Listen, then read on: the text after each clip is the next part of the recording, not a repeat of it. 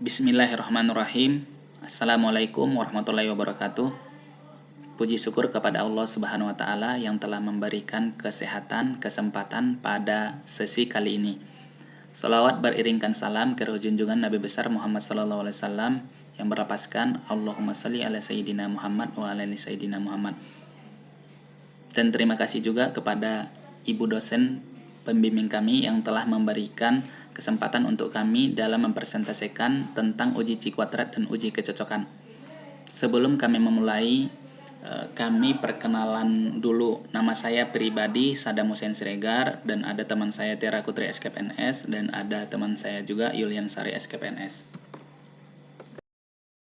Kesempatan video ini kami akan mempresentasikan tentang uji Cikuadrat dan uji kecocokan, di mana kita tahu uji Cikuadrat itu sendiri dapat dikatakan sebagai uji proporsi untuk dua peristiwa atau lebih dan data berjenis nominal, sehingga datanya bersifat discrete. Dalam uji Cikuadrat diharapkan pada suatu pengujian apakah perbedaan antara frekuensi hasil observasi atau disimbolkan dengan FO dengan frekuensi yang diharapkan oleh peneliti disimbolkan dengan FE dari sampel yang terbatas merupakan perbedaan yang signifikan atau tidak. Adapun rumus Cikuadrat itu sendiri yaitu X kuadrat sama dengan sigma FE kurang FO kuadrat bagi FE, di mana kita tahu FO itu frekuensi observasi dan FE itu frekuensi yang diharapkan atau teoritis, dan X kuadrat itu yaitu sama dengan Cikuadrat. Catatan, bila frekuensi harapan atau FE tidak diketahui maka dapat dicari dengan rumus FE sama dengan sigma FO bagi N. Uji Cikuadrat itu sendiri yaitu yang pertama, mendapatkan adanya hubungan atau pengaruh dua buah variabel nominal atau uji independen antara dua variabel. Yang kedua yaitu kuatnya derajat hubungan antara variabel yang satu dengan variabel nominal lainnya yang dinyatakan dengan lambang C, singkatan dari coefficient of contingency atau coefficient kontingen. Yang ketiga yaitu menguji kesesuaian antara data hasil pengamatan dengan model distribusi dari mana data itu diduga atau diambil. Yang keempat yaitu menguji model distribusi normal berdasarkan data hasil pengamatan.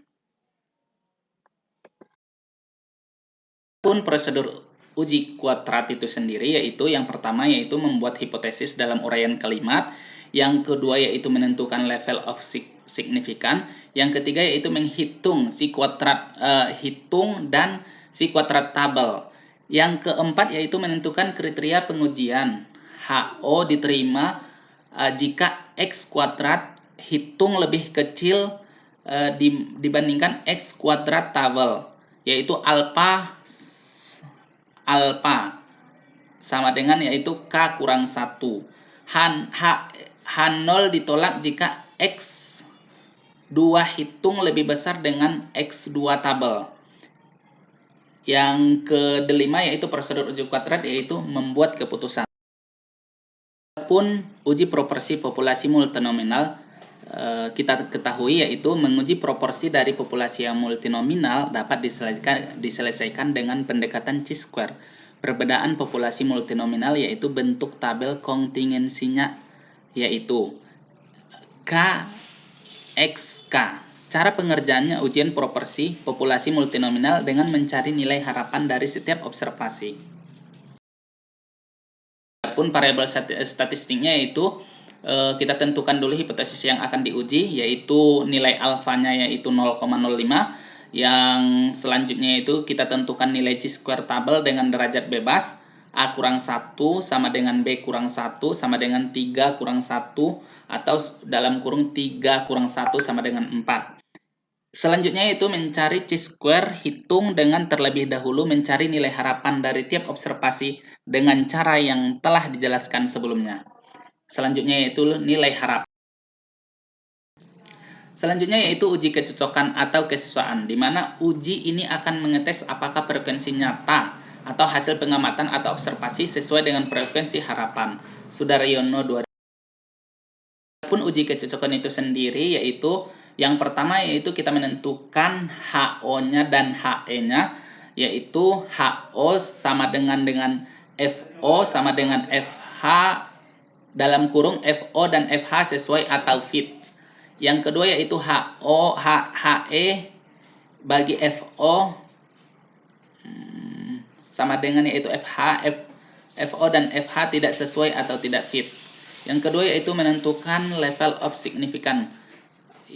Menentukan level of significance ini yaitu kita bisa nanti melihat dari SPSS menggunakan taraf keyakinan 99% dan toleransi kesalahan 1%. Yang ketiga yaitu kriteria pengujiannya, apakah HO-nya diterima jika X kuadrat hitung lebih kecil dari 9,210 maka dia diterima.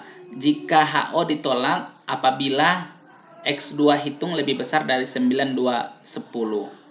Yang keempat yaitu pengujian, yang kelima yaitu kesimpulannya, apakah dia ada hubungan atau. Sebelum kita mengaplikasikan dengan SPSS, sebaiknya kita menyiapkan dulu datanya di Excel. Ini kami siapkan datanya ini sebanyak 60 responden, di mana kami melihat apakah ada hubungan jenis kelamin dengan tingkat pendidikan.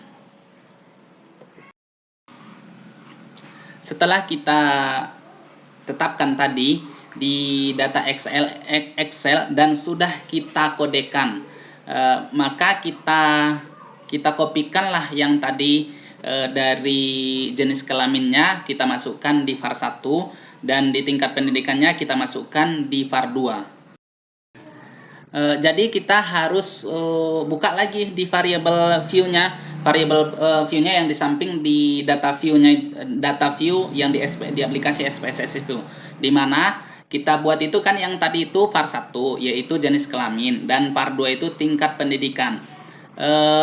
Di mana kita harus ubah labelnya itu jenis kelamin. Di value-nya itu apabila 1 laki-laki, apabila 2 itu perempuan.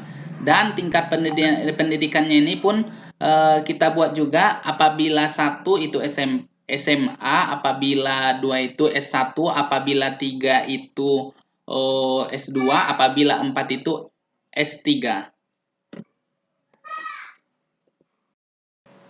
Setelah kita edit tadi data yang dari data view sama data variabel view, maka kita akan melihat bagaimana hubungan jenis kelamin dengan tingkat pendidikan seseorang.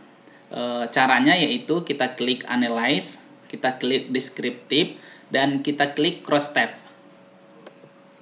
Itu keluarlah hasil yang kita klik yang tadi itu, yaitu kita masukkan di jenis kelamin itu di row dan kolom itu kita masukkan yaitu tingkat pendidikannya itu. Setelah itu kita klik yang namanya statistik. Di statistik ini keluar nanti ada correlation, ada chi-square. Jadi kita klik chi-square dan kita klik continue. Setelah continue, maka kita klik OK. Oke, yang ini. Dan inilah hasil yang kita cross tabkan tadi, di mana hasil chi-square-nya itu kita lihat dari nilai asymptotic signifikannya itu 0,01.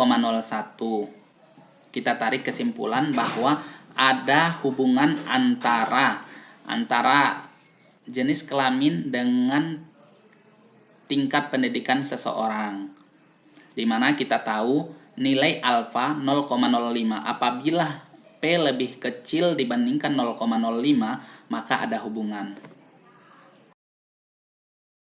Terima kasih Bapak, Ibu, dan teman-teman sekalian yang ikut berpartisipasi dalam video kami ini. Apabila ada kata-kata kami yang salah, kami mohon maaf.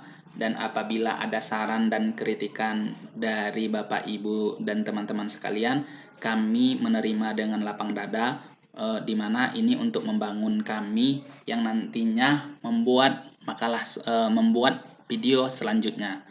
Tadinya kami mulai dengan salam, kini kami akhiri. Assalamualaikum warahmatullahi wabarakatuh.